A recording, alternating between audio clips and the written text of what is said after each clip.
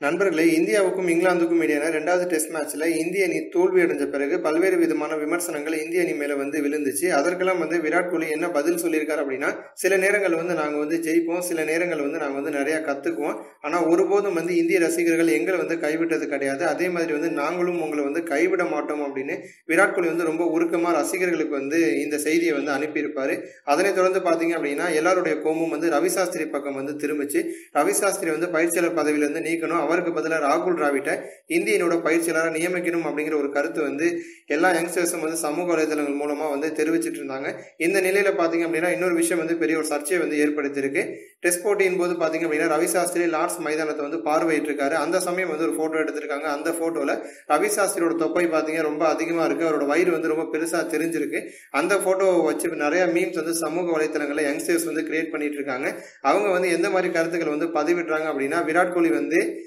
இங்கிலாந்துல போயிட்டு வெற்றியை டெலிவரி பண்றாரோ இல்லையோ, ரவி சாஸ்திரி கண்டிப்பா டெலிவரி பண்ணிடுவாரு அப்படிங்கிற மாதிரி ரவி சாஸ்திரியை நிறைய பேர் கிண்டல் பண்ணிட்டு வராங்க. அது மட்டும் இல்லாம ரவி சாஸ்திரிக்கு எதிராக எதிர்மறையான விமர்சனங்களையும் தெரிவிச்சிட்டு இருக்காங்க. இது போன்ற இன்னும் பல ஸ்போர்ட்ஸ் செய்திகளை தெரிஞ்சுக்க ரெட் கலர் பாக்ஸை கிளிக் பண்ணி நம்ம சேனலை சப்ஸ்கிரைப் பண்ணுங்க. கூடவே பக்கத்துல இருக்க பெல் சிம்பலையும் கிளிக் பண்ணி எங்களுடைய அப்டேட் செய்திகளை உடனுக்குடன் தெரிஞ்சுக்கோங்க. நன்றி.